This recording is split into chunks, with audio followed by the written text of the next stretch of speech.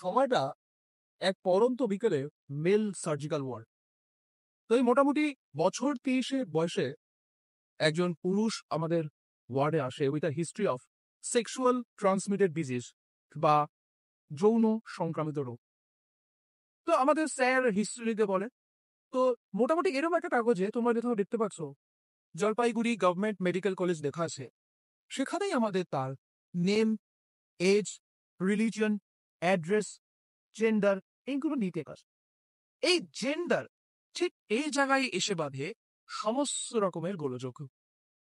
সেই ভদ্রলোক আমাদের ডেকে বলেন যে তিনি বাইরে থেকে অর্থাৎ ফিজিক্যালি একজন পুরুষ হলেও সাইকোলজিক্যালি মনের অন্তঃস্থল থেকে সে একজন স্ত্রী এবং তার একটি বয়ফ্রেন্ড রয়েছে এবং যার সঙ্গে কিন্তু সে সেক্সুয়ালি অ্যাক্টিভ।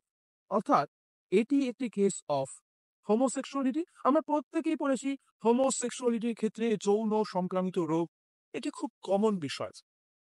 কিন্তু এই হিস্ট্রিটা জানার পর থেকেই আমাদের বন্ধুরা সকলে মিলে তার সামনে সেই একই ওয়ার্ডের মধ্যে তাকে বোলিং করা, অর্থাৎ টিটকিরি মারা, টিপ্পনি কাটা, হাসাহাসি করা তাকে ঘিরেই করতে থাকে। এবং একজন তো খুব সাধারণভাবেই বলে ফেলে, আরে আপনার ট্রিটমেন্ট কার করবো, মেল করবো না ফিমেলের করবি?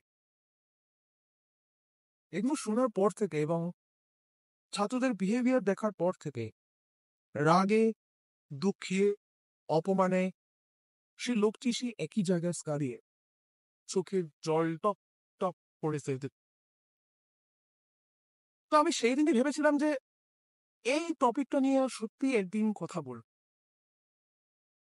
তো আজ আমার এই ভিডিও ট্রান্সজেন্ডার বা হোমোসেক্সুয়াল পার্সনদের with great respect to them, তাদের নিয়ে সমাজে যে একটা স্টিগমা রয়েছে, সমাজ যে তাদেরকে সবসময় একটা এক ঘরে করে রাখে এবং সবসময় একটা বুলিং এর নজরে দেখে, আমার সামর্থ্য অনুযায়ী সেটিকে যত সম্ভব ভেঙে দেওয়ার।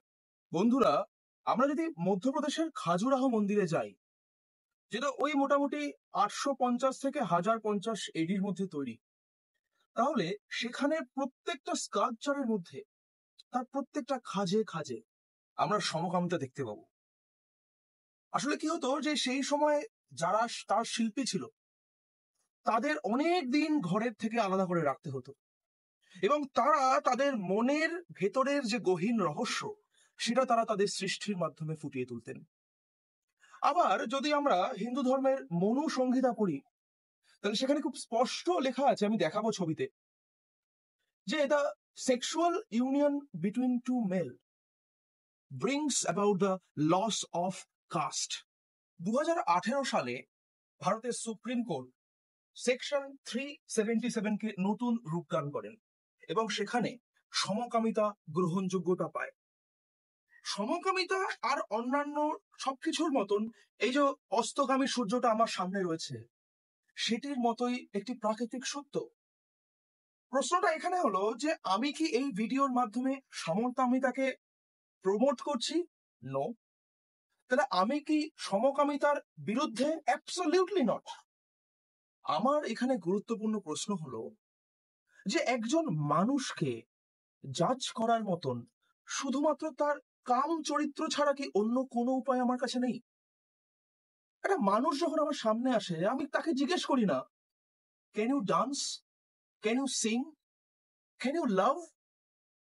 তাদেরকে আমরা এতটাই যৌন তাড়িত যে দেখা হবার পর প্রথম প্রশ্নটা করি, are you a lesbian, are you a gay, are you a straight, are you a transgender? It is a way of assessment of a person. আমরা কেন ভুলে যাই আমাদের ভারতবর্ষ অর্ধনারীশ্বরের দেশ, আমাদের ভারতবর্ষ কামসূত্রের দেশ, যেখানে ছত্রে ছত্রে পংক্তিতে পংক্তিতে কামের বিভিন্নতা, বিভিন্ন রূপ, রস, গন্ধের কথা ব্যাখ্যা করা হয়েছে। আর সেটা যদি নাও হতো, still I believe that I or we do not have any right on commenting on whom with you are going to sleep tonight, right? একটি কথা সবসময় মনে রেখো, সবার উপরে মানুষ সত্য, তার উপরে নয়। তাই এরপর যখন মানুষের সাথে দেখা হবে তখন সে হিন্দু, মুসলিম না জৈন, কালো না ফর্সা, লম্বা না বেটে, সে একটি পুরুষকে পছন্দ করে তার সঙ্গী হিসাবে নাকি তার সঙ্গিনীর দরকার পড়ে, সেটি বিচার করার আগে সবার আগে ভেবো সে একজন মানুষ।